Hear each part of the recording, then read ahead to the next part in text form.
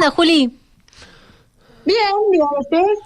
Bien. ¿O te contamos? No le contemos. No, vayamos con nuestro tema. Sí, Bueno. vivimos en el mismo país, en eso. Argen. En Argen. Algunos en Tina, otros en Argen, creo. ¿Te acordás de eso? Yo, diga. ¿Ustedes me escuchan bien? Perfecta. Escucho medio rebote, tengo feo. Bueno, listo, suficiente. Escúchame, si querés, empezá por donde te parezca. Tenés, pero para ser dulce. Sí, elegí dos, de todos los que tenemos, elegí dos. Para hacerla bien, para poder hacerla Vamos, bien. me gusta. Bueno, porque hay uno que venimos charlando desde el año pasado y que tiene que ver con la soberanía energética y demás, y está bueno darle un poco de bola, que es qué está pasando con YPF, porque además sigue siendo una de las apuntadas para la privatización dentro de la ley base. Pero igual en el mientras tanto ya está sucediendo algo que sucedió en el gobierno de Macri, que es que en el directorio de YPF o en los cargos más importantes de YPF en realidad hay personas que responden directamente a Paolo Roca, que eran empleados de Techin o de Tecpetrol o con algún cargo jerárquico en esas empresas, y por lo tanto hay ahí esa situación que vivíamos durante el macrismo, que era los dos lados del mostrador, ¿no? Personas que laburan en el sector privado en lugares muy importantes y que a su vez ocupan cargos en el sector público. Incluso más, el mismo Nicolás Pose y su segundo tienen cargos supuestamente ad honorem en YPF, ahora, right now. Me causa gracia lo de ad honorem. Qué caro que nos salen. Esos ad Yo quiero honorem, trabajar hacia ad honorem. esos ad honorem nos salen muy caros. ¿Por qué no dejar para un sueldo mejor, no? Y aparte, esto de que haya, estos son 6 altos cargos de YPF que responden a Paolo Roca. Recordemos que Paolo Roca puso plata tanto en la campaña de las generales como la del balotaje, que puso un poco más para la campaña de Milei. Bueno, igual fue re barato a comparación con lo que está siendo beneficiado tanto para sus negocios como para los negocios de Ornequian también, en relación a esos cargos y a la industria petrolera, gasífera y demás. La cosa es que también desde la vigencia del DNU, la desregulación del sector benefició a Tecpetrol y también a la empresa petrolífera gasífera de Ornequian. Y al mismo tiempo, eso por el lado de la industria. Y por el lado de los trabajadores y trabajadoras, esa eliminación de la doble imposición con Luxemburgo, que pasó por el Congreso, también benefició a Techin, y la eliminación de la responsabilidad solidaria por terciarización, ¿se acuerdan?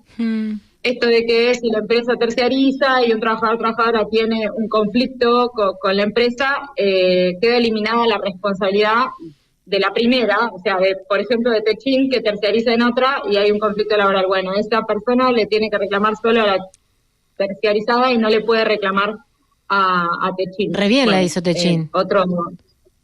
Sí, re bien. La verdad, le salió barata la campaña por ahora. A él sí, a nosotros no. Sí. Y bueno, y la otra cuestión relacionada con YPF que es importante para este periodo es que se está profundizando con la gestión nueva algo que venía siendo una tendencia, pero con otros tiempos, que era la de abandonar los yacimientos convencionales en pos de tratar de poner todavía más inversión y más proyección en los yacimientos no convencionales. Le hace Vaca Muerta, Palermo Aike y demás en detrimento de los convencionales, que además acá y en todo el mundo vienen perdiendo su capacidad de generación de combustible. Son 55 yacimientos convencionales que en febrero de este año el directorio de YPF decidió abandonar. Aprobó, digamos, desprenderse de esos 55 yacimientos que están en Chubut, en Santa Cruz, en Neuquén y en Mendoza.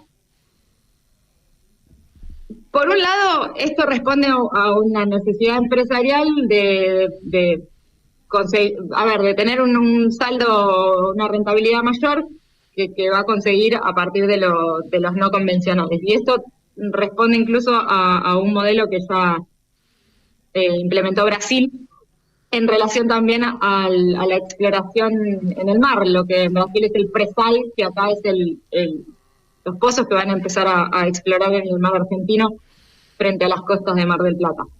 Ahora bien, esa aceleración del proceso de dejar de lado los yacimientos convencionales trae aparejado, por la desregulación, algún peligro para los puestos de trabajo. En Mendoza son solamente en Mendoza, quiere decir, son 10.000 puestos de laburo. Con lo cual, cuando se votó en el directorio de YPF este desprendimiento de los pozos, el único voto en contra fue el del delegado del sindicato de petroleros. Claro. Y después, lo que tiene que ver con los pasivos ambientales, porque cuando una empresa de estas características y con esta explotación deja un lugar, quedan cosas que hizo, pozos, caminos, distintas intervenciones en el ambiente que dejan de ser activos de la empresa para ser pasivos ambientales, quedan ahí abandonados, y es la empresa la que se tiene que hacer cargo de restituir ese territorio a como estaba antes de la explotación, porque si no, además de ser muy costosos económicamente, son muy costosos ambientalmente, por eso se llama así, y es dudoso que nuevas empresas, sobre todo pequeñas, porque el proyecto económico es que de esos lugares se hagan cargo otras, nuevas tal vez, pero principalmente pequeñas, empresas explotadoras de petróleo, lo cual es difícil, pero es la idea o el motor que tiene el actual presidente de YPF para convencer a las provincias de que está bueno que YPF se vaya de ahí porque van a poder explotarlo otras pequeñas empresas, bla. Pero es una situación que está en desarrollo, sería como una noticia en desarrollo, que tiene que ver con... ¿Quién se beneficia con esto, con este desprendimiento que está haciendo desde YPF? ¿Quién se beneficia con esta situación? ¿O a quién perjudicamos? Porque me parece un montón el número, y además por lo que está señalando me da la impresión como que si las empresas se van y dejan así como está el lugar donde estuvieron trabajando, pierde el valor ese lugar, ¿no? Para el que supuestamente llegaría. No sé, pregunto todo desde realmente el desconocimiento. Sí, y también, bueno, creo que quién se perjudica y quién se beneficia va a depender de los arreglos político-económicos de la actual gestión de YPF con los gobernadores. Entiendo que particularmente ya está un poco más avanzado con Santa Cruz, por ejemplo, o con Mendoza, pero para nada beneficia en el aspecto ambiental ni en el aspecto laboral, porque eso puede indicar, no sé si despidos, pero por lo menos reducción de jornada laboral o suspensiones o retiros voluntarios, ese tipo de soluciones, entre comillas. De otra manera, haciendo esta misma evolución de la tendencia de correrse de los convencionales hacia los no convencionales de una manera más paulatina y más ordenada, bueno, no sucedería. O pensando en los trabajadores y trabajadoras, no sucedería. En este contexto de gobierno nacional no es la idea hacer nada de forma paulatina y pensando en los laburantes, ¿no? Uh-huh. Y además, Juli, perdona a ver si es correcto agregar el costo de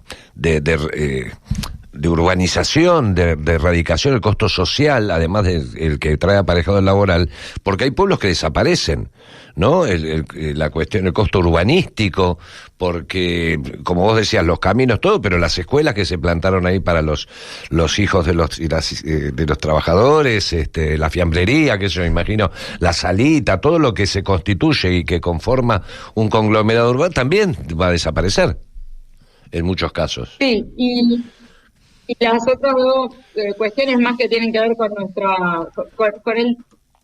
el beneficio que nos trae como nación tener el 51% de YPF, que eso siga siendo así. De eso depende también no solo el autoabastecimiento, que es tan importante, sino también la posible generación de divisas en un contrapeso similar al que hace hoy el agronegocio, y que bueno, que eso esté en riesgo es también un dato. Lo mismo la empresa Malasa, Petronas, que bueno, de la generación del gas y la explotación del gas también depende en buena parte de esa instalación y que bueno, puede también cambiar en un futuro.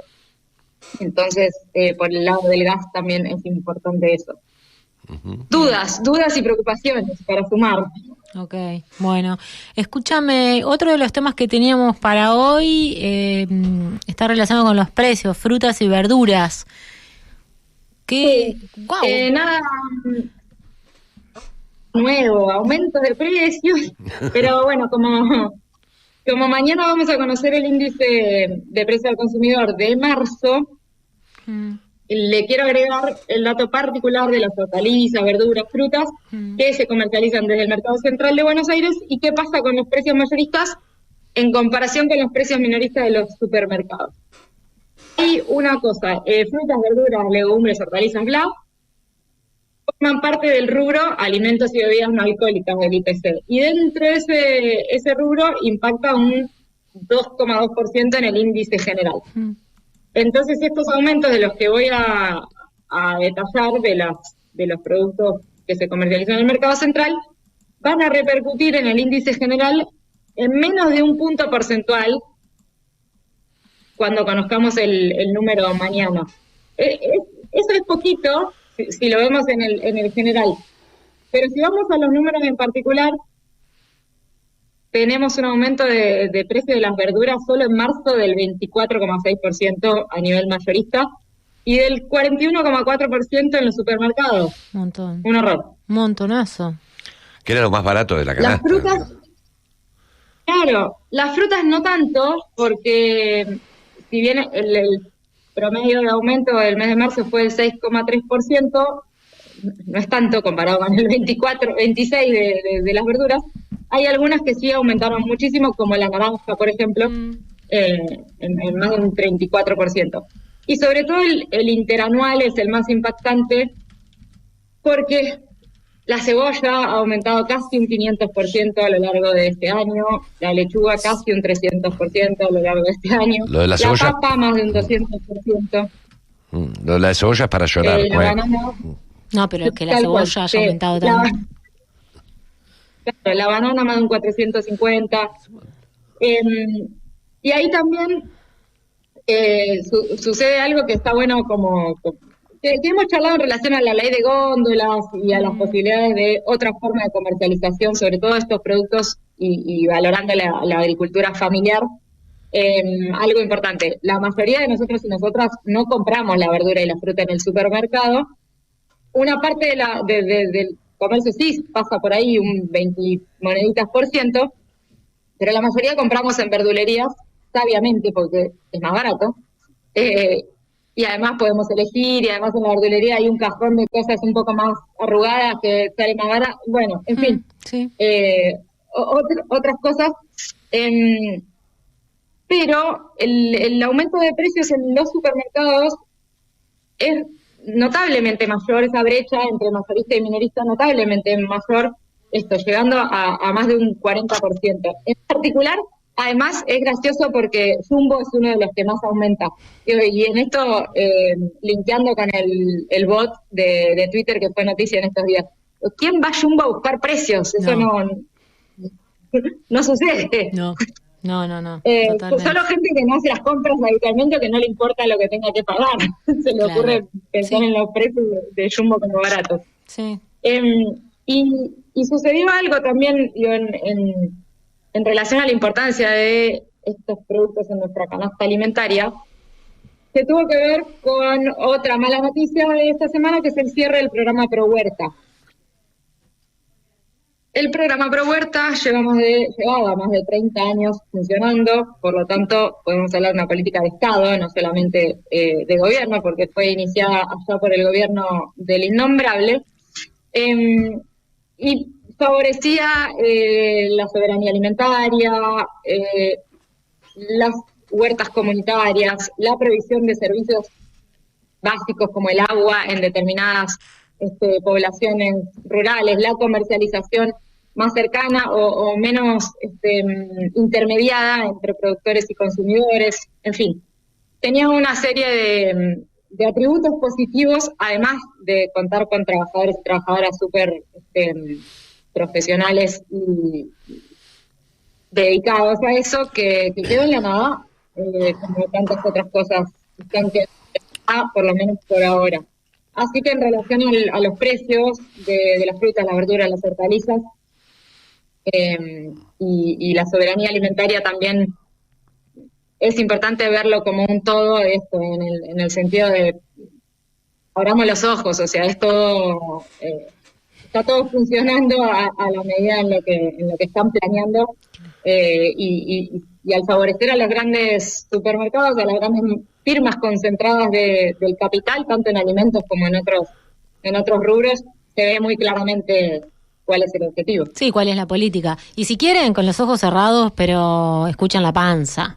En líneas generales, uno ya no come, o al menos hablo de mi experiencia, que conservo el trabajo, no como lo que quiero, como lo que puedo. Voy al supermercado y me fijo qué es lo que puedo comer.